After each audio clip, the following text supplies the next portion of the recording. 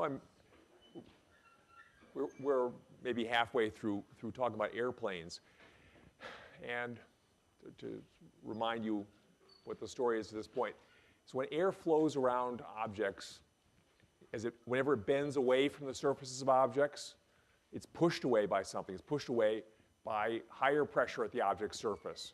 Whenever it bends toward a surface, it's pushed toward that surface by what? By lower pressure. I mean, ultimately, it's the higher pressure far from the surface, so the pressure at the surface must be lower. We saw that with balls. We saw that now. We're seeing that now with airplanes. This assumes that it's a flow of air in sort of the open environment where atmospheric pressure means something. If you're inside a pipe or something like that, then the pressures can be shifted away from atmospheric. But just as a general theme, whenever air bends, it's got lower pressure on the inside than the outside, because that's the direction in which this difference in pressure pushes the air and causes it to accelerate. Okay, so in the context of airplanes, airplanes use these changes in pressure with the flow of air to support themselves against the pull of gravity. So the purpose of the wings is to take the airflow as it's coming along, to bend it in various ways so that it gets higher pressure below the wing, lower pressure above the wing. There's then a net pressure imbalance across the wing that pushes up on the wing and supports the weight of the plane. Of course, it's got its main wings. I'll try to talk later. It's got other wings that it uses for orientation issues. But that's the basic idea of how the plane holds itself up. I can walk through the bands for a wing when it is in the process of supporting the plane, just to make sure everybody's along with us.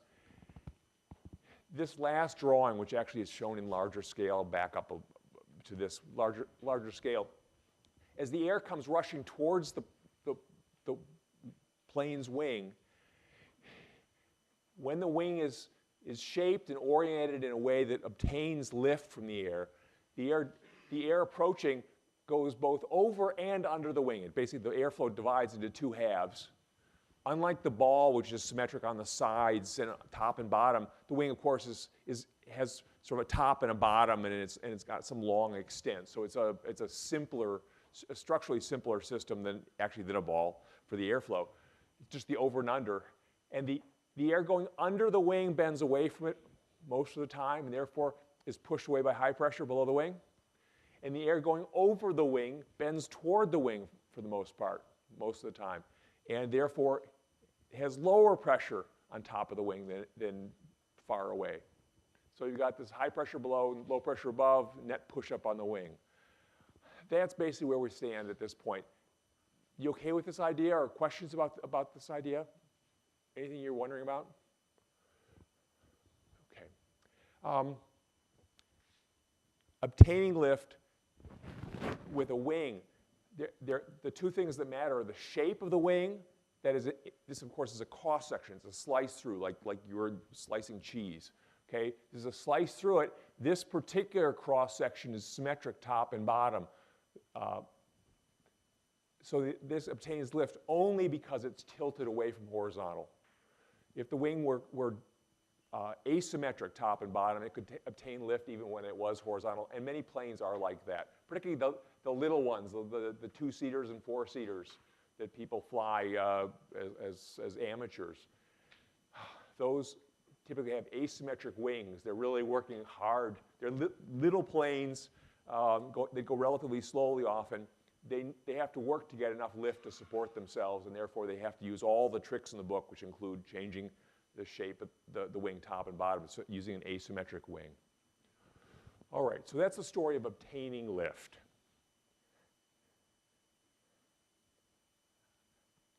Well, so how does a plane, the question is that when it tilts, it seems to go up. When it tilts, so if you're in a commercial plane, you're familiar with the feeling that whenever it wants to rise to cruising altitude, it's tilted nose high, as though it moves in the direction that its nose is pointing.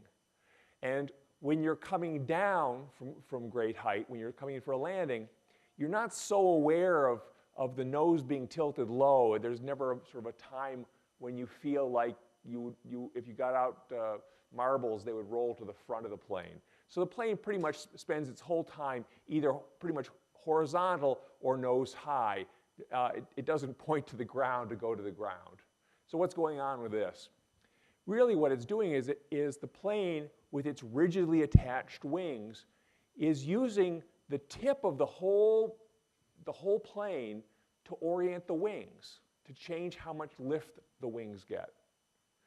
It can't just tilt the wings without tilting the body of the plane, basically. So during takeoff, when it wants to go from having no lift to having lift, it needs to tilt its wings leading edge high. The names for this is the leading edge of the wing.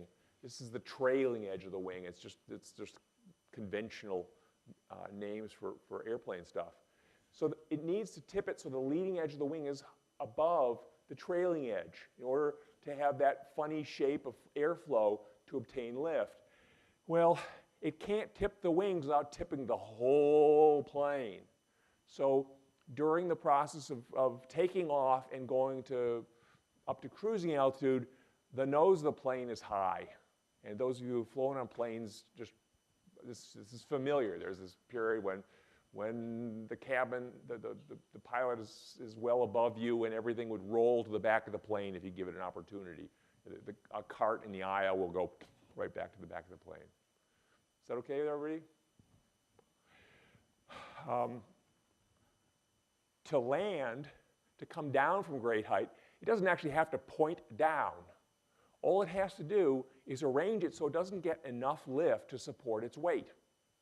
In that case, there'll be a net downward force due to gravity, and it'll accelerate downward and go faster and faster. So there's never a time when they have to aim at the ground. If that happens, something funny's going on. It would be rather disconcerting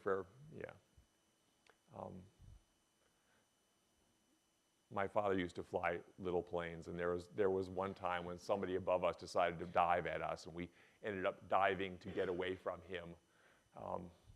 It was no fun seeing the ground through the front windshield, I can tell you. Oof. Okay, so anyway, so the orientation of the plane, nose high, where the nose is relative to the tail, determines in part the angle of attack of the wings and therefore the lift of the wings. And that's what's going on in the increase height, decrease height, and cruise long situation. Actually, I can tell you a little bit now. How do they do that? How do they make it so that the nose of the plane is high versus low or in between? They do it with the elevator, which is the second wing on the back of the plane. So these wings back here, what's their purpose? Their purpose is to obtain lifts in various directions. This called the elevator, its job is to obtain lift either downward or upward, actually, both directions. If it obtains upward lift and it is pushed upward by the passing airstream, it tends to bring the nose of the plane downward. It pivots the plane about its center of mass. On the other hand, if it obtains downward lift, which seems like a screwy thing to do in a plane, but it's sometimes useful, downward lift, it goes nose high. So part of the takeoff process is obtaining downward lift on the elevator, push the tail down, lift the nose up, and then the lift of the main wings causes the plane to accelerate upward. All right? The rudder back here, you might think of the rudder as the whole steering, left, right. But it's actually not. It's not the whole steering process. In a boat, it would be. In the boat, you have a thing back. You have a wing like this, and I use the word wing because it is a wing. When you're in a boat, a sailboat, or even just any boat that's got a steering mechanism out the back, it's a wing deflecting the passing water stream to one side or the other. And in a boat, if I want to turn to your left, I'm in the boat heading forward. How do I do it? As I'm heading forward, I deflect the water stream to your left, and it pushes on the rudder and pivots the boat to head to your left. So that life is simple in a boat.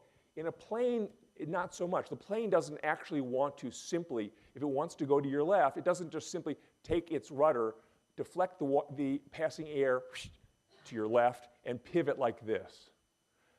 The reason for that is, if it was heading along, flying straight and true here, and pivoted, it would still be heading along, flying straight and true like this, sideways through the air, which is not really a great way for a plane to operate. It does not want to go through the air with the air flowing across its body, coming off one wing over the body, and so on.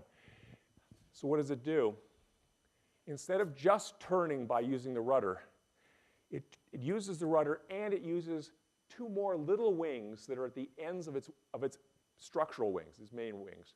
Or actually, there are a couple pieces to this. This is probably the one that does the steering.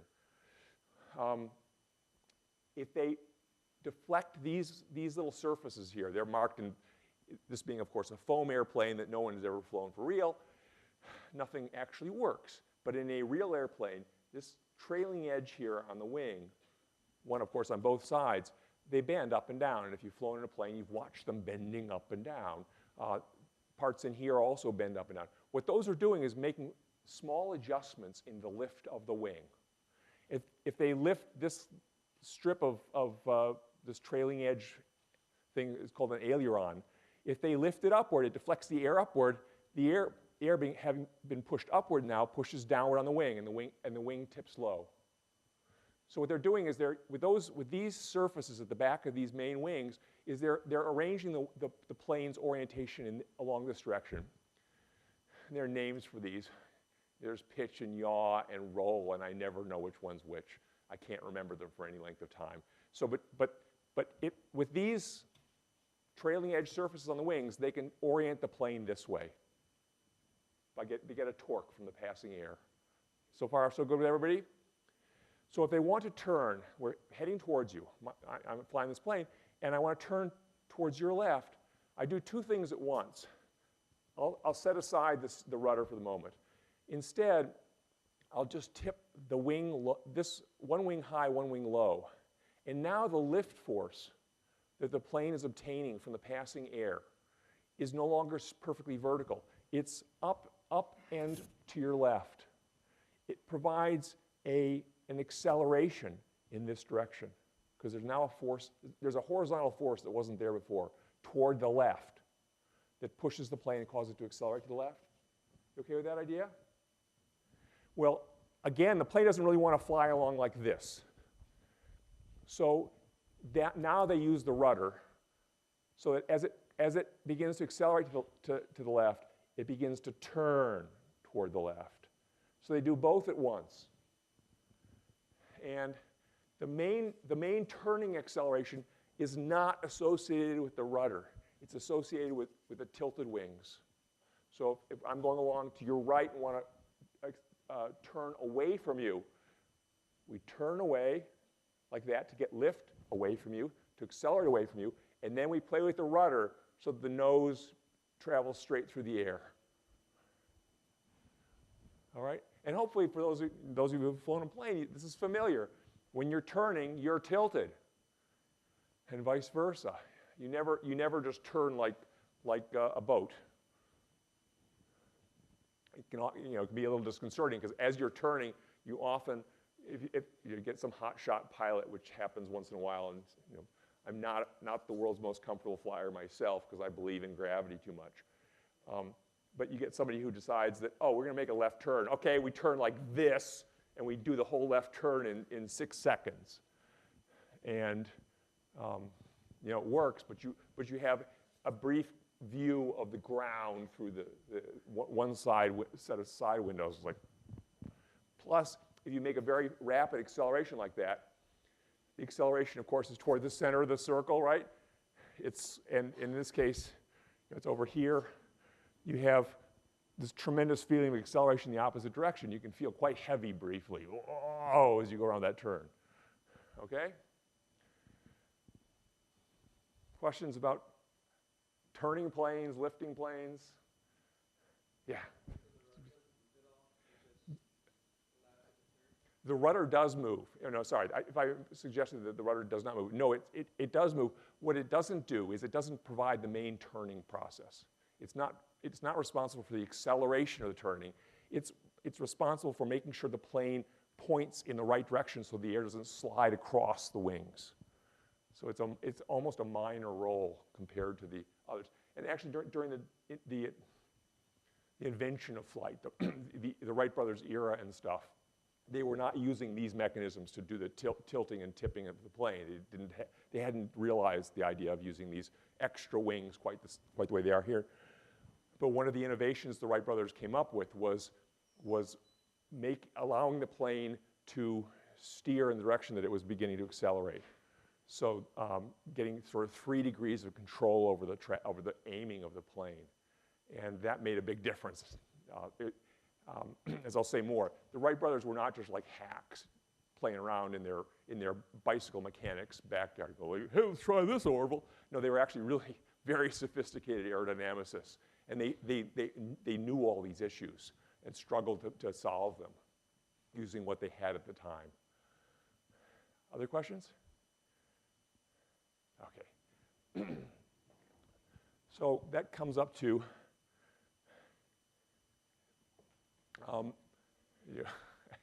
Trent just showed me a commercial there's a video floating around of a commercial aircraft, a 737, taking off and then going straight up.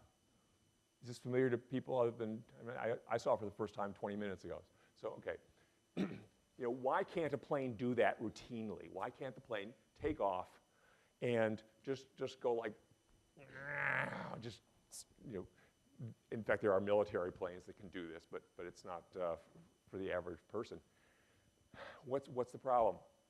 And I'll actually ask this question: Why can't the jetliner just keep getting more lift by just increasing the angle of attack, so that if it wants to, suppose you have an entire sumo team filling all the seats and then some, and the plane is now extraordinarily heavy. Plus they decided to take their entire bowling ball collection with them. So it's so heavy now, to get the lift that it needs to support its weight, they keep tipping the wings harder and harder and harder and harder. Is there a limit, basically, to how far they can tip the wings to try to get more and more and more lift? And I should say that initially, increasing the angle of attack is helpful. More lift, more lift, more lift. Okay, so what happens if they keep going up with the angle of attack? And the first question, answer is they'll start flying in loop-the-loops. Okay, nobody votes. I won't even ask. Turbulence will develop behind the wings. How about the engines won't point forward enough? Okay. How about the passenger will fall to the back of the plane? All right. Well, it's a fun and games question. I got a few votes for B and C. It's B. The problem is that the plane will stop being streamlined. So if you recall, the world divides very roughly into objects that are streamlined and objects that are blunt. A streamlined object is one that preserves the streamlines we associate with steady state flow, or certainly with laminar flow, as well as possibly can. Whereas a blunt object says to hell with the streamlines and rips them apart into turbulence. And not surprisingly, a plane goes from being streamlined when it's flying along like this. It's these beautiful, carefully crafted surfaces along which the air does rub a little bit, but the whole structure is doing its very best to allow the air to keep moving forward and retain all of its ordered energy, all the energy we associate with pressure, potential energy, kinetic energy, gravitational. On the other hand, if the plane turns like this and goes through the air like this, if it had its engines allow its engines to turn and so it can go like this, this is a disaster. This is a blunt object. The air will go around, it will hit the front surfaces of the wings, it will spread up over and under, and then it will never reconverge on the back to form that high pressure region necessary before it leaves. You'll end up with a big turbulent wake behind the wing instead of streamlines. So When that happens, it's known as stalling. It can happen. So this is a drawing. Now, this one, I can't calculate this one anymore, because once you put turbulence in it, it's beyond my ability to calculate the stuff, and it's probably beyond, well, it's tough for the pros to do it. So here is a wing that has tilted too much. It's gone beyond some critical angle of attack, at which point, as the air going under does a pretty good job of continuing its trip. It goes to high pressure as it sort of encounters the surface and bends away, and then it gets around the back and it leaves. The air going over has a real problem. The air going over bends toward the surface, develops that very low pressure that's associated with the lifting behavior above the wing. Remember, as the air goes over the top of the wing, its pressure goes below atmospheric. And that's part of the lift for an airplane wing. Once it's gone to low pressure and high speed, it can't stay there forever. It has to eventually go back to ordinary speed and ordinary pressure, which means it has to go from low pressure to high pressure. It's moving into a rising pressure on the top of the wing, just as it does on the back of a ball. When air goes from low pressure to high pressure, it's being pushed backwards, it's slowing down, it's in danger of trouble. And if you tip the wing too far, that trouble happens. The air stalls. It doesn't make it all the way back to the end of the wing. It runs out of energy, of ordered energy. And you end up with the same phenomenon that happened with the ball, where the air stops moving at the back of the ball and forms this big turbulent wake instead. It triggers a turbulent wake. It doesn't just become one. So as you tilt the wings of a plane, so the plane's flying along, and it wants to get a little more lift, so it tilts the nose a little high in order to tip the wing a little high, get a little more lift, bigger angle of attack. It wants more lift, so it does it again. More, eventually, the airflow over the wing fails to make it to the back of the wing. That airflow is going from low pressure to high pressure. It eventually stalls, breaks away from the wing, and you end up with a turbulent air pocket behind the wing instead of the smooth flow that's associated with lift, the laminar flow. Is that okay? And here, it is a phenomenon known as stalling. I mean, here's a case, it was now probably 10 years ago that I went through this a little too cavalierly, and it had turned out that one of you all had lost her father only a short time before to a stalling accident in an airport in Northern Virginia. So, it was things I regret. Be less cavalier. Stalling is a hazard for airplanes, not so much commercial airplanes because, first of all, almost all airplanes have stall warning systems in them. Systems that are watching, in effect, the airflow over the wing and saying, you're getting close to the point where you're going to lose the airflow over the wing. It's going to become turbulent. But the commercial pilots are just simply more trained and more aware of the problems. People who are newer pilots and a little less careful run the risk of stalling the plane, stalling the wing. And when that happens, it's a double disaster. The first part of the disaster is that you lose a lot of the lift, possibly over just one wing. So suddenly one wing stalls, and it just drops. The plane tips on its side, and there are various motions it can go through, including what's called a tailspin. The other phenomenon that can happen with stalling, that happens with stalling, is that not only do you lose lift, but suddenly then you become a blunt object moving through the air, and you experience terrible pressure drag. So the plane loses lift and slows down abruptly at the same time. And part of why this is such a disaster is it doesn't happen in normal flight. When you're just normally flying along at cruising altitude at full speed, everything's easy. When you're traveling fast, it's easy for most planes to get enough lift. Why? because they're encountering so much air every second at full speed. The air is, even if they deflect all of it just a little bit downward, they get enough upward lift because they're hitting hundreds and thousands of kilograms of air every second. At low speed, as in during takeoff and landing, they're not encountering so much air. And therefore, they have to use every portion, every kilogram of air more efficiently to get the lift they need. So they typically deflect that air downward harder. So it's during takeoff and landing that planes tend to have the biggest angles of attack because they're traveling the slowest. And when they're at high angles of attack, traveling slowly near the ground, you do not want to stall the wing. I mean, that's when you're vulnerable to stalling the wing because that's when you are tilted the most and the highest angle of attack. And if you actually stall the wing at low altitude, you may not have time to recover from the stall.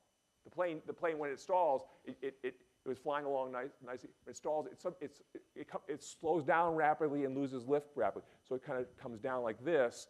And if you have room to work, you can collect, you can recover from the stall and everything goes on well. But you don't want to do it when you're only 100 or 200 feet off the ground. You don't have time to recover. Okay? So any of you who go on to piloting, you will learn well about this. People training. One of my colleagues was given flight lessons by his wife. So he was describing it. They go out and they deliberately stall the plane. So you know what it's like when it happens. You can hear the stall warnings, but you don't do it low. You do it high. You go way up and do it. And then now you can recover. You got all day to recover from it. Okay? Any questions about stalling? Why it happens? All right.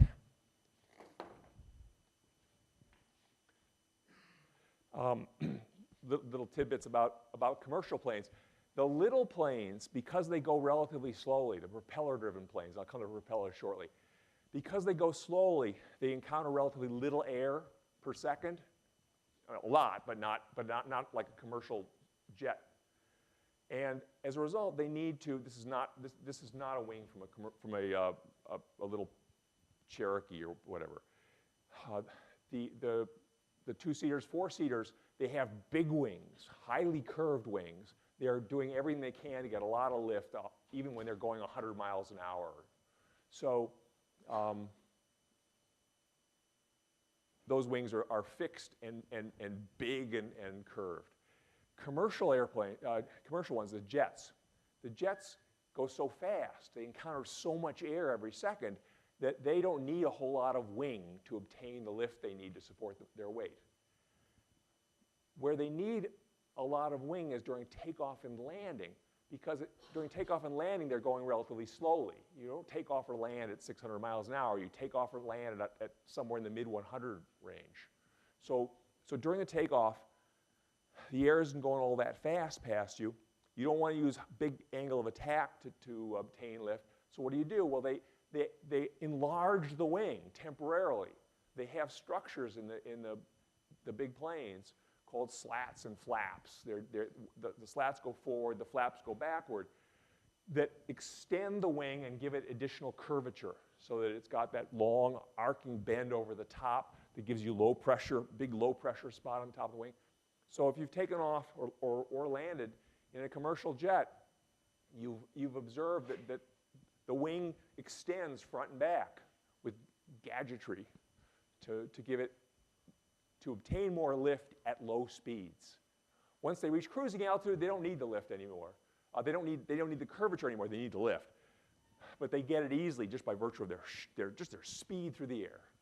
So they shrink the wings back down to be more energy efficient, less viscous drag if nothing else.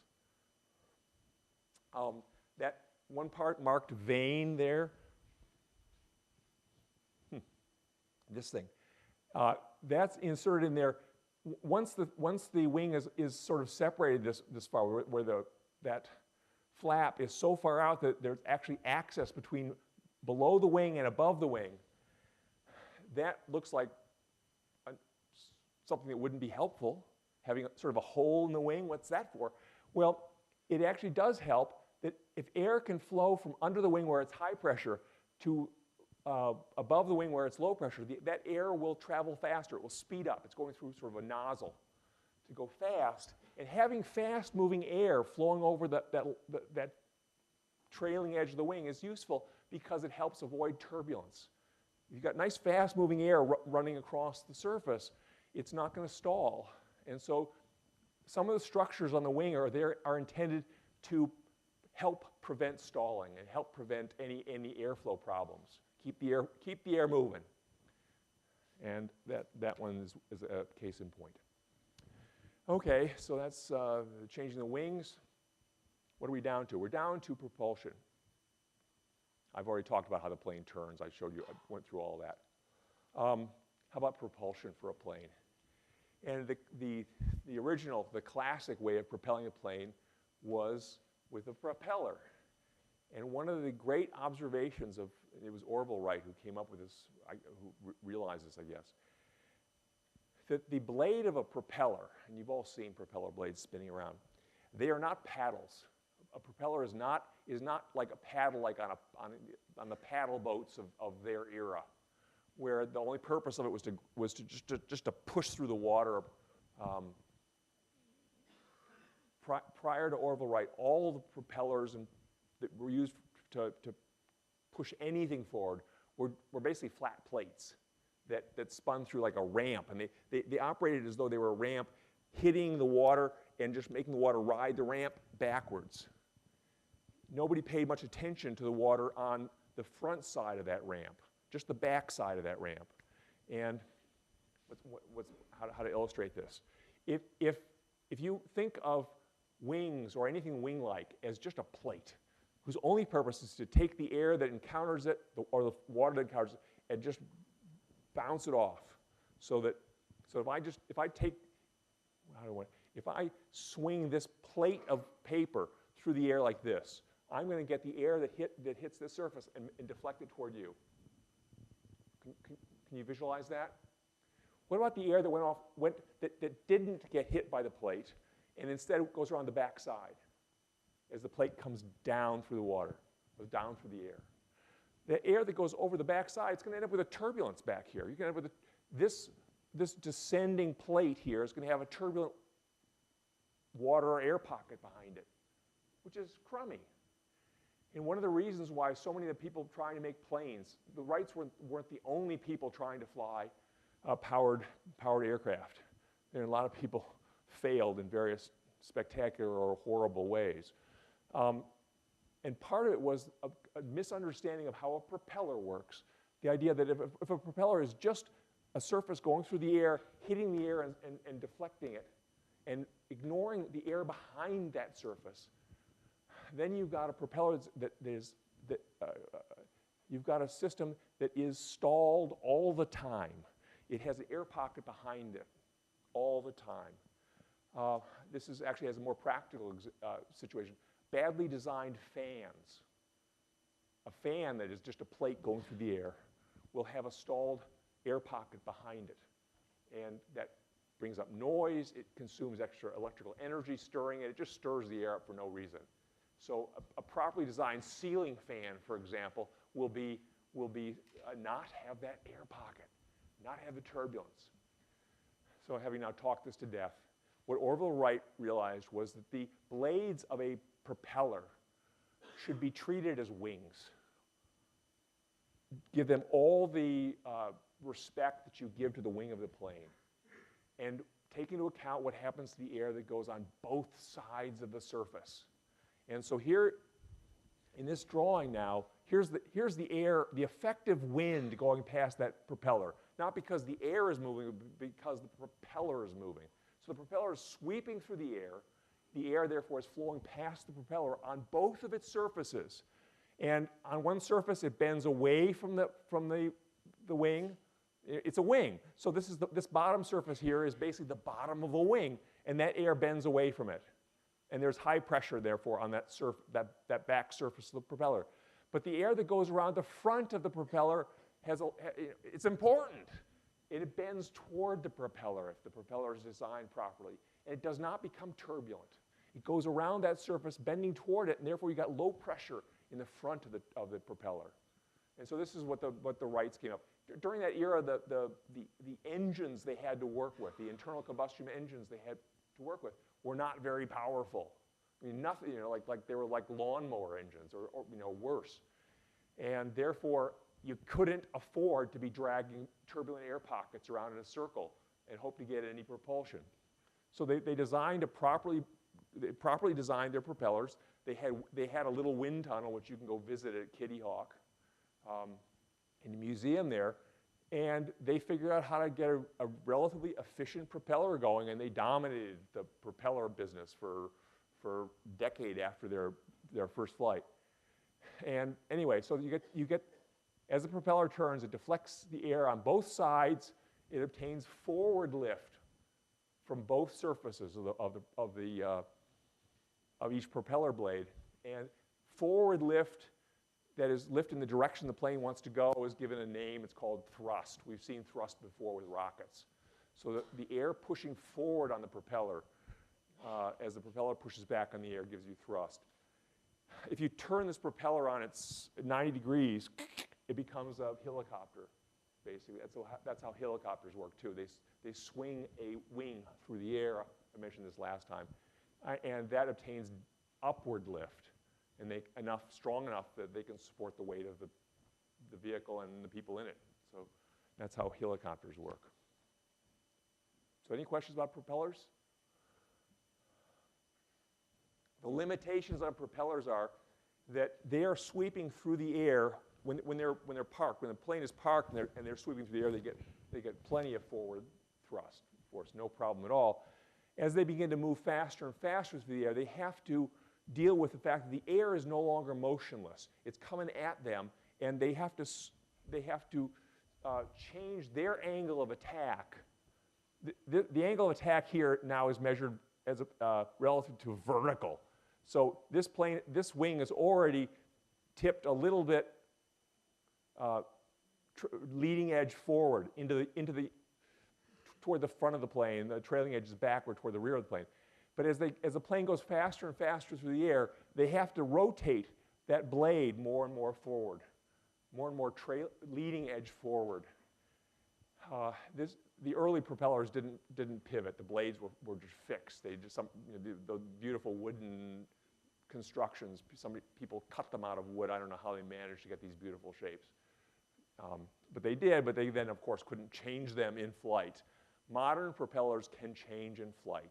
They can rotate the blades so that the leading edge goes more and more forward as the airspeed of the plane increases.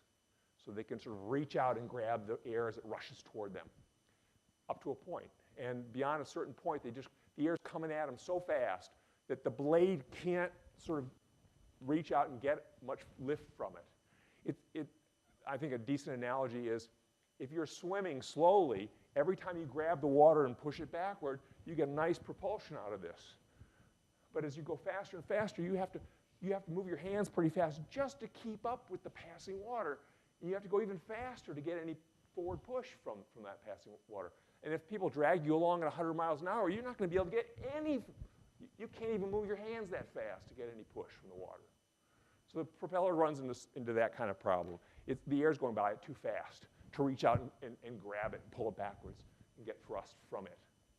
Push on it backwards so it pushes the plane forward. The other problems include the fact that the tips of the propellers have to go very, very fast. And the faster the air's coming at you, the faster the tips of the propellers have to go until finally they're going faster than sound moves through the air. They go supersonic, and that causes all kinds of other turbulent effects. So long and short of it is propellers only work up to a couple hundred miles an hour. Beyond that, all these effects of moving through very fast-moving air, of having very fast-moving air come by, reduce the effectiveness of propellers. So what do? You go to jet engines. You okay with propellers at this point? You know all the details of who spins the engine. There's energy going on all over the place, but that's, leave it for another day. Jet engines. What's the biggest thing about jet engines?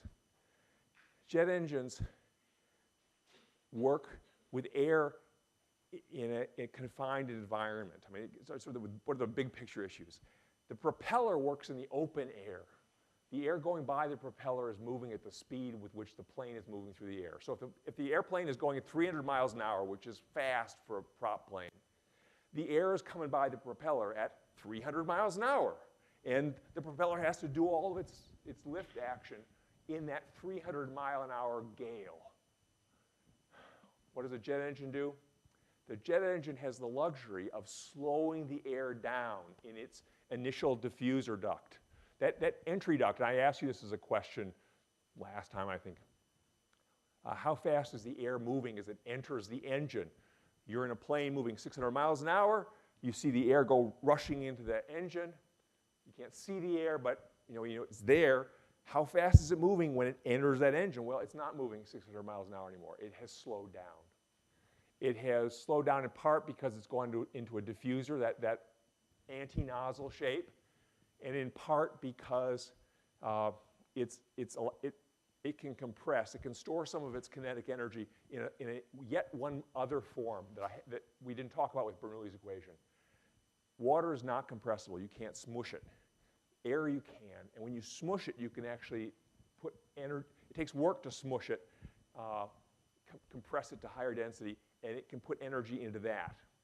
So the air, as it comes roaring in here, slows down, compresses, and then it goes through a series of blades, which are basically little wings, again, turbine blades. These are not turbines, though. This is the other end. This is the compressor end. They're blades that like fan blades, that take the air and pack it more and more tightly into smaller and smaller space, till finally it's very high pressure, relatively slow-moving air, bleeding into or flowing into a combustion chamber. So the air came in at 600 miles an hour, whoosh, it's been packed and processed until it's now very high pressure. It's above ordinary pressure. That is the pressure we're in right now. I don't know what the pressures are. 10, 20, 50 atmospheres. It's really pressurized air. And that by itself is an interesting effect.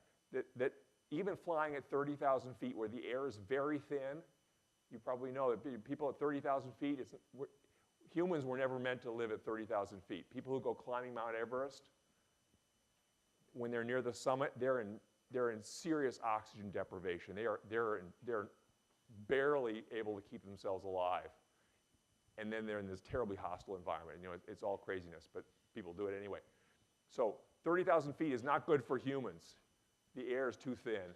It's not good for engines either. The air is too thin. Your car will not run well at 30,000 feet.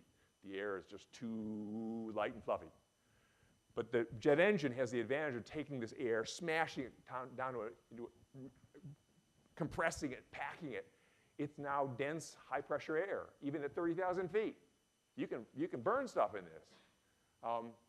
Incidentally, the air that you breathe in the cabin, where does it come from? It comes from the engines. The air going into there, and they take air somewhere during its passage into the engines where the pressure has gotten up to atmospheric pressure, or a good pressure. That air is ready to go. You can breathe it. So they bring that into the cabin. There are things they have to do to it. They actually have to air condition it, which is a story we'll come to approximately. Okay, so jet engines, they got pressurized dense air. They can burn stuff in it, and they do. So they have the roaring furnace going on inside those engines. It always sort of amazes me. You see this sort of placid thing sitting there, and it's got a blowtorch flame inside. And when they do that, the air heats up, and when we heat up, of course, all the air. I mean, it's a fuel and air mixture. They burn it. It becomes very hot gas. And hot gas, if you start with a certain pressure of cold gas, the pressure density cold gas, and you burn it, and you have now hot gas, and they're connected. Those two regions are connected to one another. They have to have about the same pressure. Otherwise, the gas is going to accelerate in the direction that reduces its pressure. The point of me wandering here is the pressure here before they burn stuff and the pressure here after they burn stuff, those pressures have to be about the same. Otherwise, the gases are going to accelerate to get rid of any differences in pressure. So when they mix fuel in and burn the gas, what happens is the pressure doesn't change very much, but the volume changes a lot. They start with a little gas at high pressure and density and with fuel in it. They ignite it. Now they have lots of gas at the same pressure, lower density, but the same pressure. And so it's as though they're making gas out of nowhere because they start with so little. When they burn it, and the other thing is the fuel molecules are bigger molecules than the burned gas molecules. So the particle density goes up during the burning process. So everything is in favor of suddenly you've got lots more gas than you had before you burn stuff. If you assume the pressure doesn't change, you made a whole lot new gas. It's as though now you have it's almost like the world of a rocket, where in a rocket you start with fuel you had on board, and suddenly you make lots of gas that you shoot out the exhaust as exhaust, and it pushes you forward. In the plane, it's not quite like a rocket because you don't have everything on board, but it's a lot like a rocket because you bring in some air and just a little bit, and then you put the fuel in it, and you burn it. Whew, now you've got all this gas that you didn't have before, and you blow that out the nozzle of the exhaust as though you're operating a rocket, and it propels you forward. So you follow that somewhat? So the act of throwing out the exhaust at very high speed, and you can see this if you watch the planes going overhead, the jets. If you watch the exhaust come out of them, you can see it often as condensation in the high altitude air. You see it comes out very fast initially, and then it slows down because it sort of encounters the ambient air and comes to a halt. But right as it comes out of the plane, if you can look at that tiny thing flying by, it's going really fast, like way more than 600 miles an hour. I don't know whether it comes out at 1,200 miles an hour or something like that, something really fast. And there's been a net transfer of momentum to that passing air. And if you give backward momentum to the air, it gives you forward momentum, and off you go. They do steal a little bit of the power coming out of this flow of air to run the compressors. So they have a turbine at the back that runs the compressors at the front, but that's the basic idea. This is called a turbojet engine. This is the original jet engine concept. Take the air in, compress it to the point where you can burn stuff in it, make a whole lot more gas than you had before in the burning process, and use that expansion of that gas flying out the tail to run the compression process and to propel you forward. There's a shortcoming of the turbojet that is that the turbojet takes the air in and throws it back really fast, like 1,000 miles an hour or more, something like that. When you make it go back that fast, a modest amount of air that fast, you're giving the air both a mixture of momentum and energy. And what you really want is forward momentum out of that. So you want to give it a lot of backward momentum, but you don't really want to give it very much energy. The energy you give it is lost to you, and that's sad. And you would prefer not to give the air the energy. So how do you give passing air lots of momentum but not very much energy? The answer is you grab as much air as you possibly can, big mass, and give it little speed. Remember, every second you can either grab 1 kilogram of air and throw it back a zillion miles an hour, or you can grab 1,000 kilograms of air and throw it back only 1,000th as fast. That second possibility, where you grab more air and throw it back slower, means it carries off less energy. Energy, remember, goes as the speed squared. So don't make it go very fast. So a turbofan engine, which is what this is, all jet aircraft these days use turbofan engines.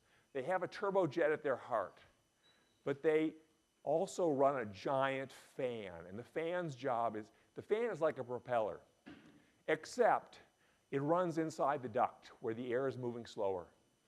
So the air slows down, it goes through the fan, which is basically like a like a propeller, the air gets pushed backward, and the fan gets pushed forward, and then the air goes out of a nozzle and rejoins the air at full speed. So a turbofan jet, all the jets are like this. You've seen these on the aircraft that have the gigantic jet engines, the ones that you could stand an elephant in. Those are turbofans. You're looking through the fan. At the very center is the turbojet that runs it. But the fan is the main propulsion system. The advantage of the turbofan is it grabs more air every second and pushes it out slower. So it gives it less energy. It's just like in swimming. To propel yourself forward in swimming, grab as much water as you can and push it slowly. Don't grab as little water as you can and push it fast. That takes more energy. So if you had big webbed hands, you'd do better. This is why ducks have webbed feet. Okay, I'll stop. We didn't get to wood stoves, but we'll do that on Wednesday.